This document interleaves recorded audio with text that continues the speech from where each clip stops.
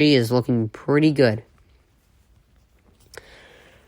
Alright, so I find it really hard to like the Cowboys. I think the only player I like on the Cowboys is Dak Prescott. I just find them impossible to like. But Prescott played a very good game yesterday in a dominant win against the Falcons. And this team has a chance to win a Super Bowl. They definitely do. And I've admitted I'm not completely anti-Cowboys. I am a little. I'll admit I'm a little anti-Cowboy. But I said this team is great. They're first in points. They have a great offense. All right? But I feel like the defense is just remarkably average. You know? And, I mean, they can still win. They don't need this dominant defense to win. But think about it. They're an offense-dominated team. All right? And think about what happened last year. The Bucs went in with the best defense in the league against one of the best offenses ever, probably. Probably the best offense since the greatest show on turf. And the Chiefs. And completely discombobulated them. Alright. So, I mean, like, think about this. The Cowboys have won 2 games against teams that are above 500. Both those teams are 6-4 and 5-4. So it's not like they've beaten a championship caliber team. Maybe a playoff team, no championship caliber teams. Alright, so 5 of their wins, 5 of their 7 wins that the Cowboys fans love to flex about, have come against subpar teams. Not saying it's impossible. I'm saying I just don't see them as a Super Bowl team. I think they're close. I think they need a few more defensive pieces. I'll be honest. I think they're close. I hate to say it, but they are. Alright. Let's get some music going. How much time? Oh gosh, I've already used up a lot of time. Alright. Here we go. Let's get some music going. Not that music. Come on. Come on, the last thing I need is an internet issue.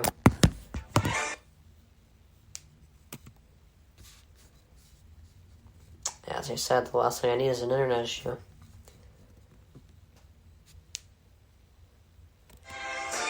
There we go. Alright. Here we go. So Cam scored 2 touchdowns in this Carolina return. Now this team could be a playoff team. All they needed was a quarterback that doesn't turn over the ball every other play. Right now they're 7th seed in the NFC, and that 7th seed is more than open. You see that in the hunt picture, it's pretty much everyone but the Lions that could possibly make the playoffs. I think it literally is everyone but the Lions that could make the playoffs right now, as a 7th seed. I think the first 5 seeds are pretty locked in. I think the first 5 seeds are clearly going to be Packers, Cowboys, Cardinals, Bucks, Rams. In no order, obviously. But those are going to be the first 5 teams locked in. Then that 6 and 7 seeds open to, like, the Falcons, Vikings, Saints, Panthers, you know. This could be a playoff team. Problem is, they're going to be playing probably, like, the Packers, Cowboys, or Cardinals. And probably won't win against them. Even though I just criticized the Cowboys, most of these teams that are competing for the 7 seed they have losing records. The Cowboys have lost 1 game against a team below 500. So, they have a good chance at losing to the Cowboys. But, they can make the playoffs this year. The door is not closed on that. Alright, so Mac Jones did a great job at the podium yesterday. He said doing the little things right has been the key to this winning streak they've been on. And like I said, this is the perfect situation for him. He isn't asked to do much. It's not an easy situation. It's not like he's in, like, a small town that's, like, has no expectations of him. Boston's got big expectations, you know? So he has pressure on him, but it's a great situation. He's not asked to do much. He's got a capable O-line that's not going to let him get sacked every play. And he has some subtle weapons. That's always been the Patriots' key, you know? They have subtle weapons that you don't put your eyes on, but, you know, like Hunter Henry. He's developed a real relationship with Hunter Henry, you know? But it also helps that you have one of the best defensive coaches, actually the best defensive coach ever, and the best coach ever. So, he's in a great situation, and he's done a great job. Alright, so Bruce Arians says that the Bucs have to pipe down on the penalties, which is true. They have the third most in the league. And Brady, that was very uncharacteristic of him, losing off a bye. That, like, never happens. I want to know the last time Brady lost coming off a bye. Like, that never happens. He always wins off a bye. And that's actually 2 in a row for the Bucs. That's 2 performances in a row that Brady has underperformed in. He threw 2 picks against the Saints and lost to Trevor Siemian. Then he goes against the football team and loses to Taylor Heineke and throws another 2 picks. This is not... I don't know what's happening with him right now, but I'm sure they'll fix it. He's Tom friggin' Brady, so...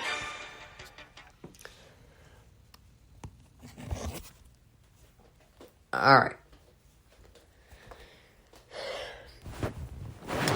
So, alright, one more segment, then we're on to Where Did I Go Wrong, as I have about 20 more minutes in this podcast left, and I will go on to a part 2 if I have to.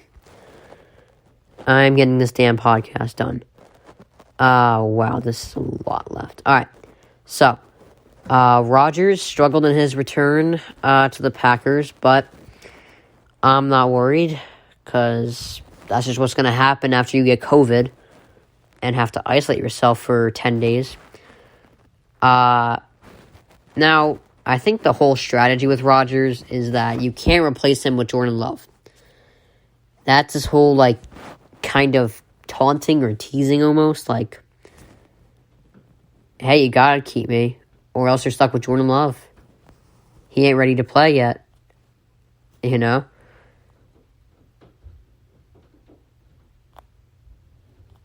You know, that's kind of his, like, I don't know, what do you call it, blackmailing almost? But I think there's a pretty obvious solution to this. I said this at the beginning, the very beginning, the first time Aaron Rodgers came out and said, I want out. Or when Schefter reported he wanted out, you know? And Aaron, much like Derrick Henry with the Titans, is not a guy you just replace. Too valuable, you know? Like, it's the same thing with Brady with the Pats. You don't just replace him. You find a new quarterback, you know? Like, you can replace Sam Darnold, or, like, you can replace, you know, like, Tua, you know, you can replace those guys because they haven't built any foundation of being good. And they haven't really shown much value to their team. You know, but I said this at the very beginning. Rodgers, there's a very easy solution. Restructure his contract and get him to sign another year on the team. Alright, I would restructure, try to get him for maybe another 2 years. All right. You don't have to get him for long. All right. He's not gonna play much longer. I think he'll be done by the time he's 40. 1 million, which sucks because that's in 2 years. Because he's turning 38 next month. Actually, in like 2 weeks, he's turning 30. Or 38. So he's got maybe 2 years. And then I think he's retiring. Because like I said, he's not defined by football like Tom Brady is. Brady has football, and when he retires, I can't really picture him doing anything else. Other than like maybe being a coach or something. I have no idea. Brady's never going to move away from football. I can tell you that right now. He's not going to play his entire life, but when he retires, he's going to do something football related. Maybe own the Patriots. I don't know. But he's going to stay in football. I can guarantee you that. I think Rodgers will do, I can see him doing other things than football. He's never really been defined by football, but I think it's pretty easy. Restructure his contract, extend him. Just extend his contract. That's the solution. But they were scrambling around like, oh, what do I do? What do I do? What do I do? You know what you do? Restructure his contract. He got money. And if you restructure his contract,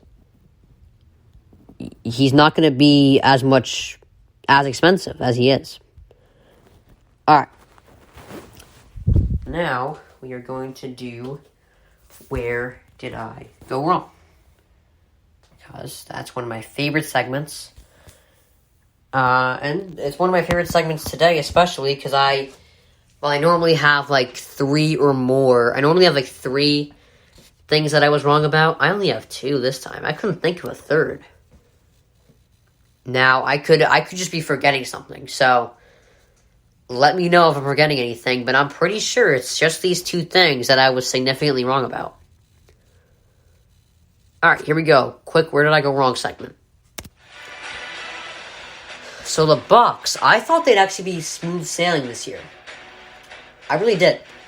Because, think about it, they restructured everyone. Signed everyone back. Alright? And this is Brady's second year in the system. I thought he'd be better. But they have dropped 2 in a row, and Brady had an uncharacteristically bad game coming off a bye. Like I said, they've dropped 2 in a row to quarterbacks that are arguably not even starters. Like, Heineke is arguably not a starter. Simeon is definitely not a starter. Alright. And Heineke actually is a backup. He was backupping Fitzpatrick. And yet Heineke, 26 for 32, 256 yards, 110 quarterback rating, to Brady, who had 2 touchdowns, 2 picks, and 80 quarterback rating. When you get outplayed by Trevor Siemian and Taylor Heineke, that's not a good thing. Especially when you're Tom Brady. So, I'm sure they'll pick it up. Like I said, he's Tom freaking Brady, but I don't know, man. I don't know what's happening with them. Alright, and finally, as only my second one, I'm saying, and this is technically not even wrong, but I mean, I thought the Eagles would be bottom of the pack. Like, a very bottom tier team in the NFL. Alright, I thought they'd have no chance, but they are actually second in the NFC East. I thought one of my guarantees was they're coming in last place. But they are showing some signs of being a little dangerous. But I thought Nick Sirianni I thought Jalen Hurts had a pretty low ceiling, which he clearly doesn't.